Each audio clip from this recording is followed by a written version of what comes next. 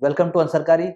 I am Vikas Bhardwaj, and today our topic is in continuation of Mauryan Empire, that is Dhamma, religion and society in modern times. Now, Dhamma is a very special word. In Prakrit it is Dhamma, otherwise in Sanskrit it is Dharma, that is sacred duty or those duties which you are bound to do, which will bring more prosperity, stability, and also harmony in society, or there might be duties which are good for humankind. Dhamma, as I said, a Prakrit term, it was propagated by Ashoka. Ashoka had personal faith and belief in Buddhism, especially after Kalinga War. He converted to Buddhism, but he did not impose Buddhism as a faith or Buddhism as a religion of Mauryan Empire.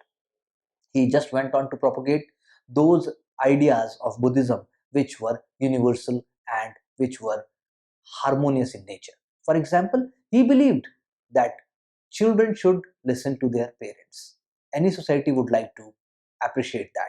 He also believed in the fact that we must help poor, sick, and old people. He also believed in the fact that people in his empire must respect and treat gently workers, servants, and those who are doing all kind of menial jobs. So these ideas were to create harmony and unity in society. He also wanted that different sects like Brahmanism, Buddhism, Jainism, whoever are there, they must coexist together.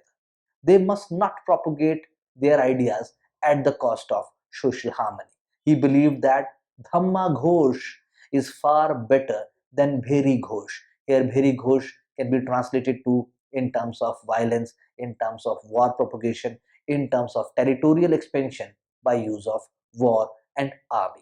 We are not saying that Mauryan administration went on to seize army or went on to abolish army, but then there was not expansionist tendency visible in Ashoka's times after Kalinga War.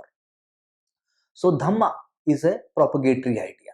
Dhamma is an idea, is a philosophy, is an ideology which was helpful to people in those times, especially in that society.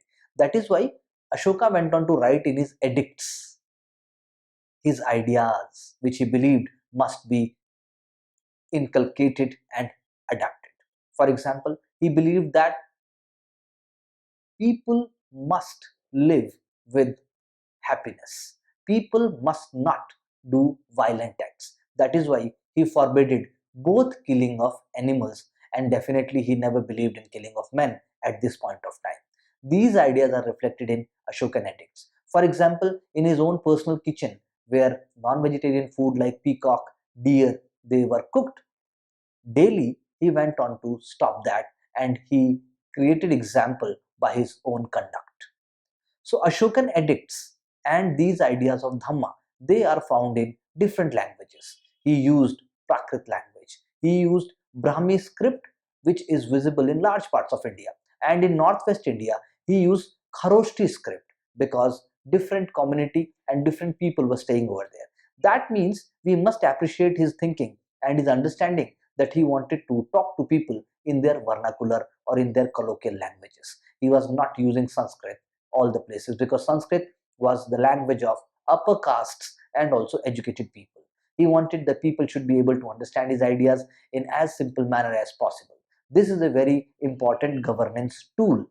For example, in Northwest, Greek and Aramaic scripts are formed. He is using same ideas but in different languages, and he is also bringing certain changes in his ideas in his edicts wherever feasible.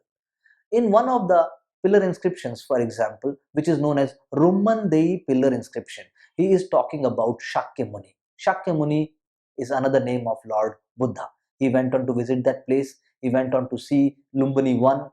Lumbini 1 means that place where Buddha was born, and he went on to pay his reverence to the place. He was so much respectful towards Buddha and his ideas that he went on to remove the text of that village, which was, you can say, reduced to 1/8.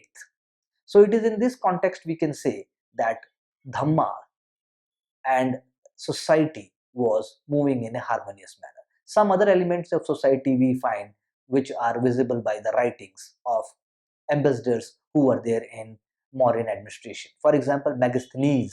Megasthenes wrote Indica. Indica was lost, but then references of Indica and what was written in that we find through the writings of other Greek writers and historians. So Megasthenes claimed that society was divided into 7 parts, and he is also talking about philosophers' role and role of artisans and carpenters and craftsmen, and he is also talking about the fact that there was no slavery in Indian society at that time. Probably he must not have witnessed the kind of work which is being taken place in villages and in agricultural fields, or probably he was comparing Indian society at that time with that of the Greek and Athens. But definitely we get certain kind of insight into what kind of administration and society was there at that times through the writings of Megasthenes. Also, women was involved in various kind of activities apart from household activities. There were taxes to be paid by different professions, and certain professions they were exempted from taxes because they were serving king or they were serving royal household because of their importance. So in terms of religion, in terms of society and Dhamma, these created a kind of an ecosystem in Mauryan Empire or in Mauryan times, which was an example for the future to come. The ideas which were propagated by Ashoka in terms of tolerance, peace, non-violence, and harmony, and especially coexistence of different faith and different sects, and also state not having a single religion, they were the examples which will be seen for the ages to come. Also, through rock edicts we find other kind of activities and his appreciation for society and also societal values which were there in those times. So do you really think that Ashoka, the great king that we claim, in terms of Dhamma and in terms of societal values, it was a real great boon for India, and in the future also certain of his ideas are still visible? I am looking forward to your comments, and also in our next video we will be talking about Mauryan administration and how it went on to decline. Keep watching, sharing and liking, definitely subscribing also, and all the best for your exams. Thank you very much.